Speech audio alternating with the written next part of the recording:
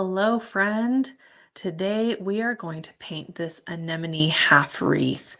Some of the techniques that you're going to be learning today are transparency and layering. Something that is so beautiful about watercolor is just the amount of light that seems to come through it when we use transparency. To make a color light, you just add more water, which is what we are going to be working on today. So for this project, you are going to need the following colors: Purple Lake, Viridian Hue, Sap Green, Ultramarine, and Burnt Umber. So the first thing that you're going to want to do to get this project ready is to transfer the half wreath line work onto your watercolor paper. You're going to want to lighten the lines as much as possible with a kneaded eraser. You want to be able to see enough of it, but also get rid of as much as possible, because once you paint over pencil with watercolor, you can't erase it. The other thing you're going to want to do is prepare a light wash of the purple lake. So light wash just means that it is really, really watery, and you'll see in the next clip how watery it should be.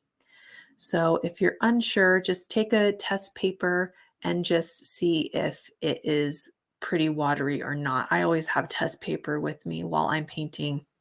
You'll also want to prepare a medium wash of blue paint. So medium means it's not as light. It has more paint than water than that really light wash, but it still has some water. It's not very thick either. So go ahead and get those things ready, and I'll meet you in the next video. You'll notice for this tutorial that my pencil lines are not light at all. And the reason I did this is so that you could see what I'm doing on camera. But for yours, go ahead and lighten it up.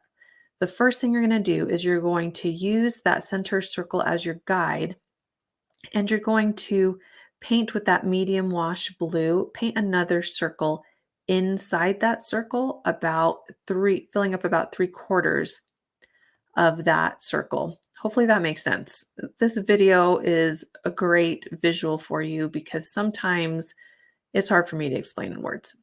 Once you have that circle in there, you're going to go ahead and add some dots all around it up until that circle line. So go ahead and fill it in with that blue. You'll notice that there are some white spots in between, and that is on purpose. The next thing you're going to do is take that really light wash, and you can see what I mean by light wash. It's very light, and watercolor always dries lighter than you think it will. So this will be quite transparent when it's dry. So go ahead and paint the petals, and what you're going to do is you're going to just barely touch that blue as you're painting. And what that's going to do is create some really subtle bleeds into the petals. So you're going to go ahead and do that all the way around. I am keeping my paper straight for this demonstration, but feel free to move your paper around however is more comfortable for you to get around to all the petals.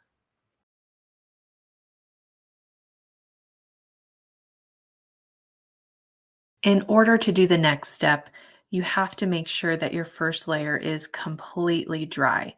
To do that, to kind of speed it up, I use a heat tool, but you could also use a blow dryer.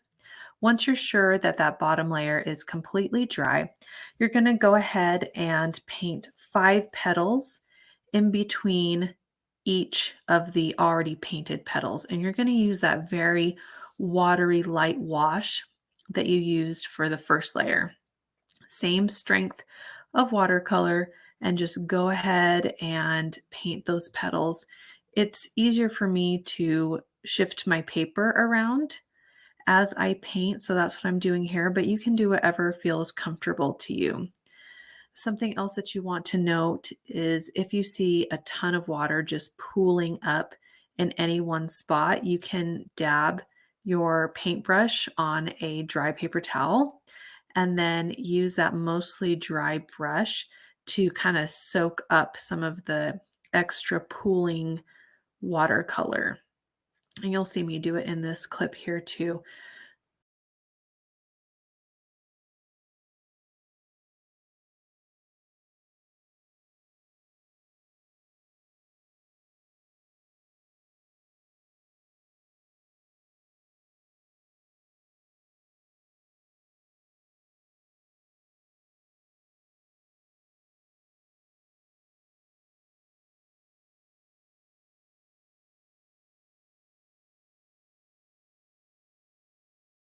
The next thing we're going to do is paint the leaves.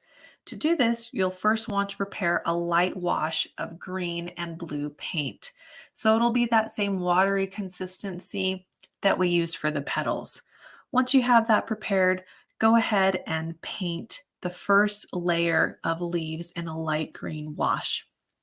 You'll notice I'm not painting every leaf, I'm skipping every other one because we will layer the blue leaves over the green ones.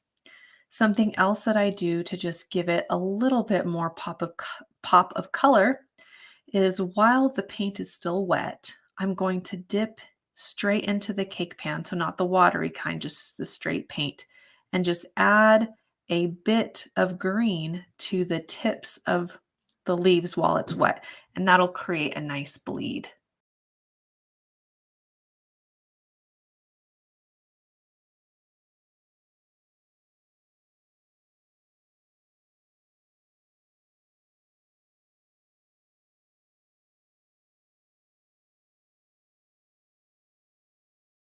Once that first layer of leaves has completely dried, you can paint the second layer of leaves using that light blue wash. You can do the same thing that we did with the green leaves, where while the paint is still wet, you can drop in some darker blue just to add a little bit of contrast. The next thing you're going to do is paint the buds. So I have this on the outline looking like little circles, but you can make them look more of like a bud shape. Just use some of that purple, that watery purple, and drop some darker purple down at the very tips to give it a little bit more dimension. And then finally, you can add some darker spots to the center of your flower if you want, just to give it a little bit more contrast. I used the darker brown for this, but you could also do like a darker blue or a darker purple, whatever you like. So those are the last steps for this painting. Make sure again that as you're working on your transparencies that you wait for things to dry in between layers. If you do that, you'll be golden. Thanks so much for painting with me today. I hope you had fun. I hope you learned a lot, and I'm so excited to paint with you again later.